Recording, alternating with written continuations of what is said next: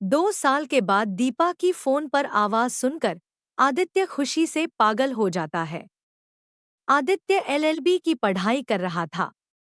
दीपा उसको कल रात 8 बजे अपने विद्यालय के पास वाले रेस्टोरेंट्स मिलने का समय देती है। आदित्य अपने कॉलेज के पास वाले पार्क में अकेला जाकर एक बेंच पर बैठ जाता है और पुरानी यादों में खो जाता है। स्कूल के दिनों में यह चारों पक्के दोस्त थे। दीपा, एकता, सिद्धार्थ, आदित्य। दीपा के पिता का होटल का बिजनेस था। सिद्धार्थ के पिता राजनीति में थे। एकता के मम्मी पापा दोनों डॉक्टर थे।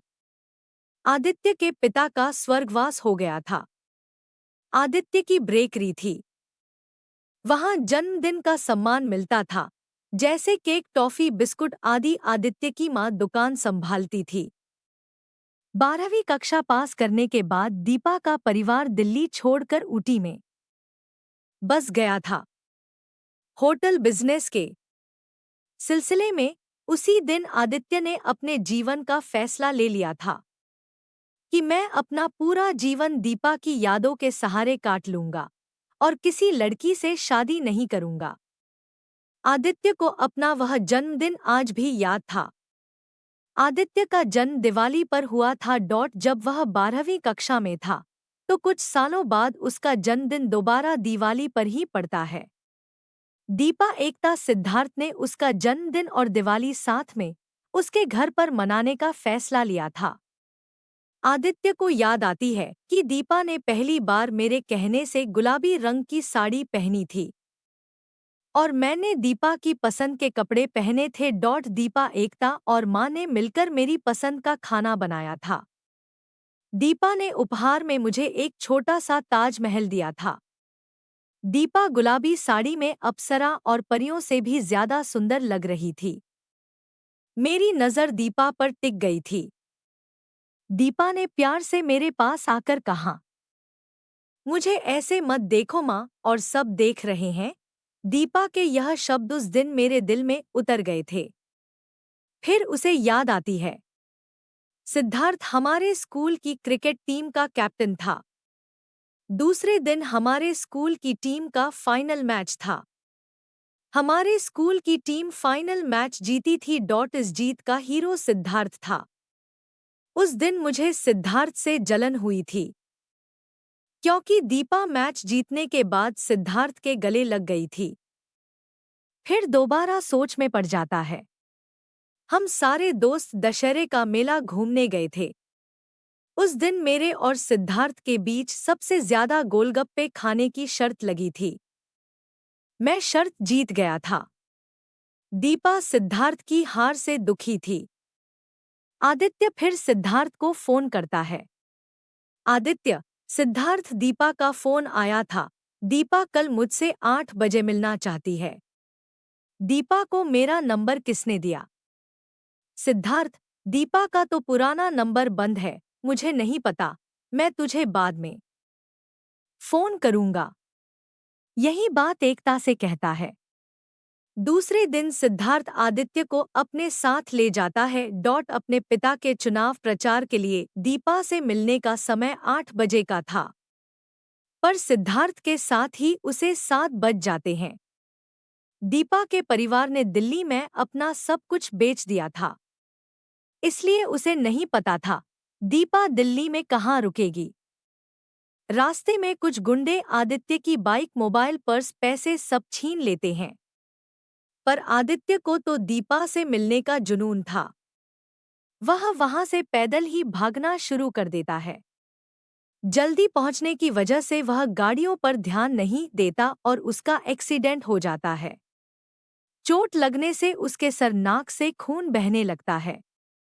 रेस्टोरेंट दीपा उसके लिए चिट्ठी छोड़कर जाती है।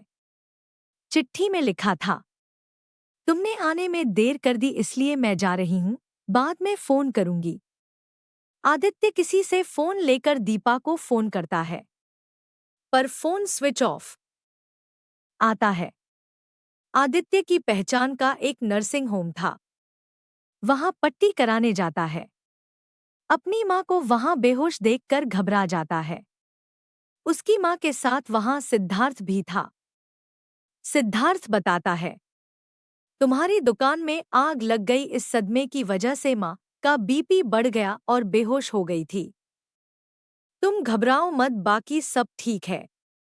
दूसरे दिन सिद्धार्थ आदित्य और उसकी माँ को 30 लाख रुपए देता है नई दुकान बनवाने के लिए और कहता है, जब दुकान के इंश्योरेंस के पैसे आ जाए मुझे लौटा देना।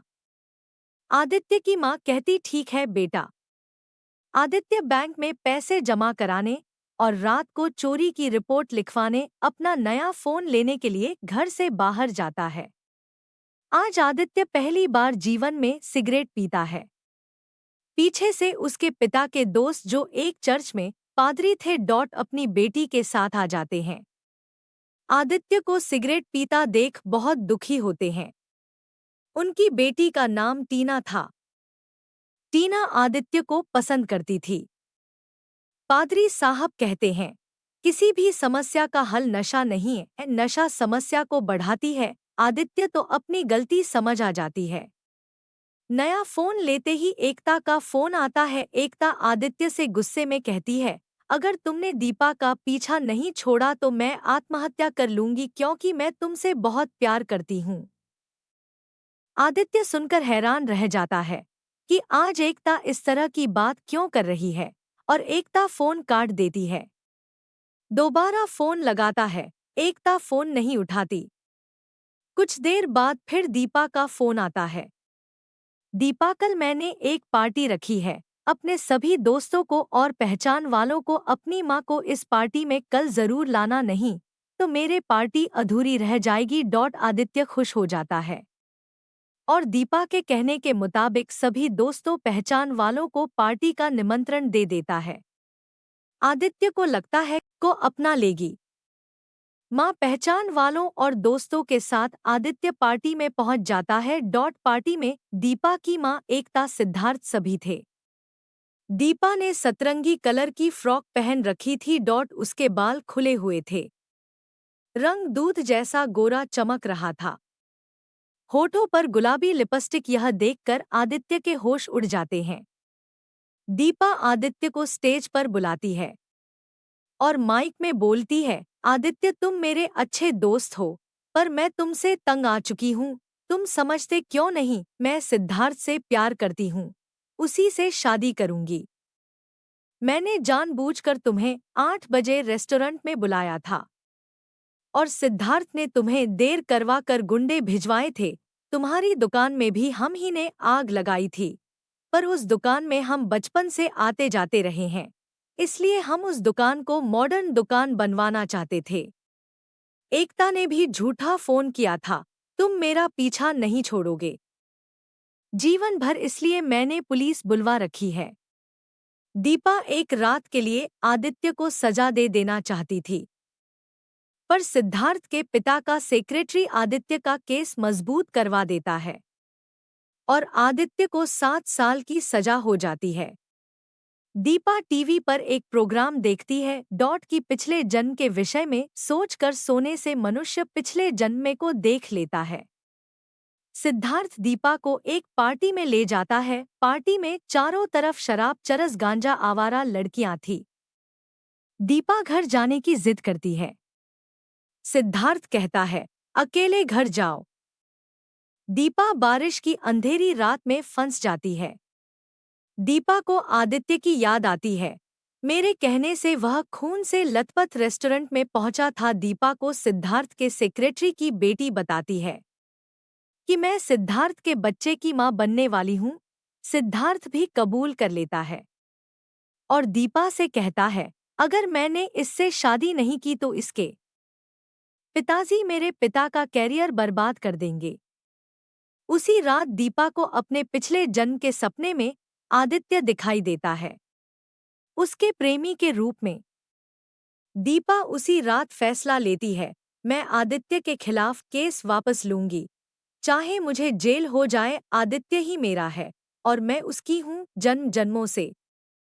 सुबह सेंट्रल जेल पहुंचती है। सेंट्रल जेल में पादरी की बेटी टीना थी। टीना सेंट्रल जेल में एलएलबी की पढ़ाई में आदित्य की मदद कर रही थी। दीपा समझ जाती है आदित्य और टीना एक दूसरे को पसंद करते हैं, इसलिए वहां से घर वापस आ जाती है और अपना केस वापस लेकर आदित्य को छुड़वा देती है। उसी तरह की पार्टी रखकर आदित्य की मां उसके दोस्तों और पहचान वालों के सामने आदित्य से माफी मांगती है, फिर शहर छोड़कर जाने का फैसला लेती है। आदित्य, सिद्धार्थ एकता आदित्य की मां दीपा को शहर छोड़कर जाने से रोक लेते हैं। आदित्य की मां और आदित्य दीपा को माफ कर देते हैं। और इस जन्म में भी दोनों मिल जाते हैं। समाप्त। लेखक राकेश नरेला, दिल्ली।